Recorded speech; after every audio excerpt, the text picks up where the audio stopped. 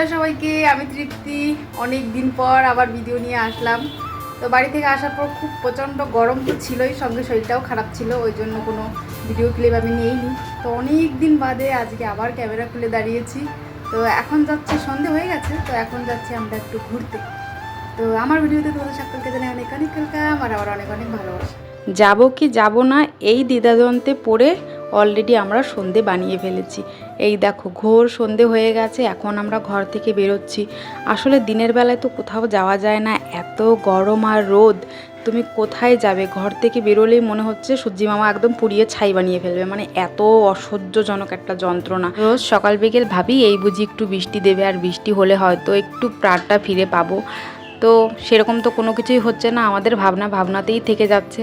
তো এখন বলি আমরা যাচ্ছি কোথায়? আসলে ঘুরতে যাচ্ছি না, সকাল থেকে আমাদের সবারই একটা প্ল্যান মনে মনে আছে যে আজকের খাবারটা খেতে আমরা বাইরে যাব। আর ছেলে মেয়ে তো ঘুরতে যাওয়ার কথা শুনলেই একদম পাগল হয়ে যায়, মানে খুশিতে ওরা আত্মহারা হয়ে যায়, বাইরে বেরোতে পারবে এটাই ভেবে ওদের আনন্দ হয়। কারণ একটা ঘরের থেকে না, ছেলে মেয়েই বলো বা আমিই বলো, থাকতে থাকতে একটা একঘেয়েমি চলে আসে।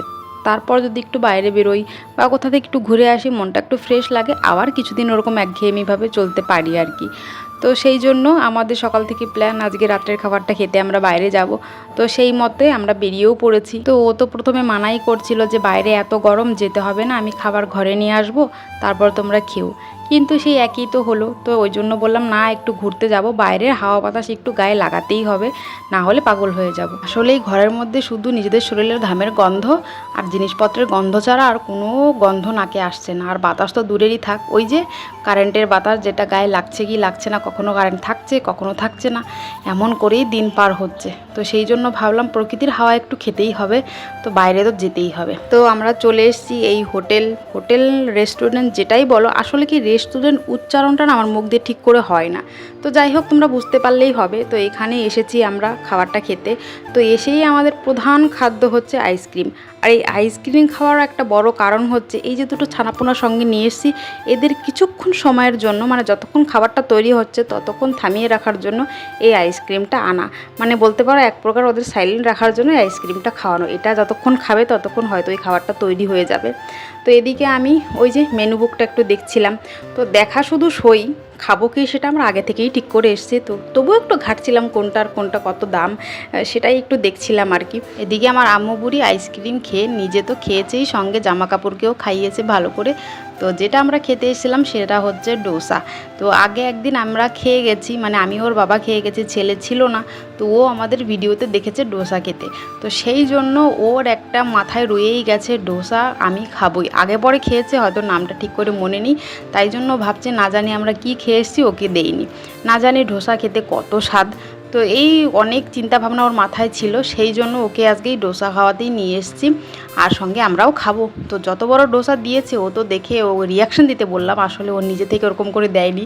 আমি বলেছি বাবা এটা ধরে একটু রিয়াকশান দে, তো একটু চোখগুলো বড় বড় করে দেখা, ওয়াও কত বড় ডোসা। তো আমার কথা শুনে আমার ছেলেও সেরকম অ্যাক্টিং করলো। তো ডোসা খেতে মোটামুটি ভালোই, আগের দিনও খেয়ে গেছি, ভালো লেগেছে, কিন্তু আজকের দিনেরটা না বেশি একটা ভালো লাগেনি, মানে সেই আগের দিনের মতো লাগেনি। যেমনই লাগুক পেট ভরা নিয়ে হলো কথা, তো পেটটা ভরলেই হলো। আর সবচেয়ে বড় কথা সেটা হলো পয়সা দিয়ে কিনেছি ভাই, এটা ফেলে দেওয়া যাবে না, খেতে ইচ্ছে না করলেও ঠেসে বসে খেয়ে যেতে হবে। তো পুরোটা আমি খেতে পারবো না আমি জানি, আর ছেলেকে দিয়েছে ও তো আধাও খাবে না। তো ওর বাবা আগে থেকেই বলে রেখেছে ডোসা দুটো অর্ডার দেই, তুমিও খেয়ে রেখে দেবে আধা, তোমার ছেলেও রেখে দেবে, এই সবটা আমারই খেতে হবে, তো এক্সট্রা আরও একটা অর্ডার দিয়ে কোনো লাভ নেই। তো সেই জন্য সেটা দেয়ও নি।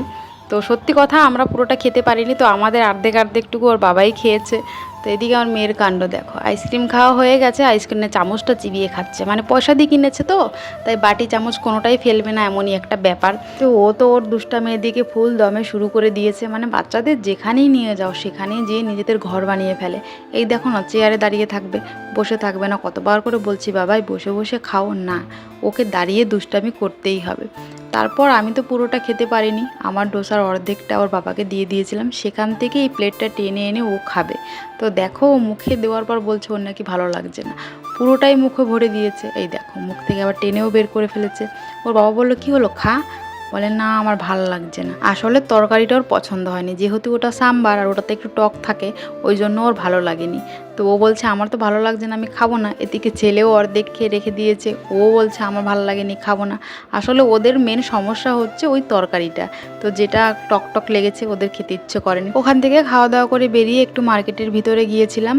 তো সেখানে যে দেখি আজকে তো রথযাত্রা, তো রথ টানা হচ্ছে। তো আমরা আসার আগেই রথটা টানা হয়ে গেছে, আর এখানে ঠাকুরের প্রসাদ দেওয়া হচ্ছিল। তো আমরা আর দাঁড়িয়ে প্রসাদটা খেতে পারলাম না, যেহেতু ওখান থেকে খেয়ে এসেছি। আর ছেলে মেয়েও যে কী বিরক্ত করছিল বাড়ি যাওয়ার জন্য, তো বেশিক্ষণ না দাঁড়িয়ে এবার যাচ্ছি বাড়ির দিকে। চলো তাহলে আজকের মতো ভিডিওটা এখানেই শেষ করি। ভালো লাগলে একটা লাইক শেয়ার সাবস্ক্রাইব করে আমার পাশে থেকো। সবাই ভালো থেকো, সুস্থ থেকো। দেখা হবে পরের ভিডিওতে। টাটা।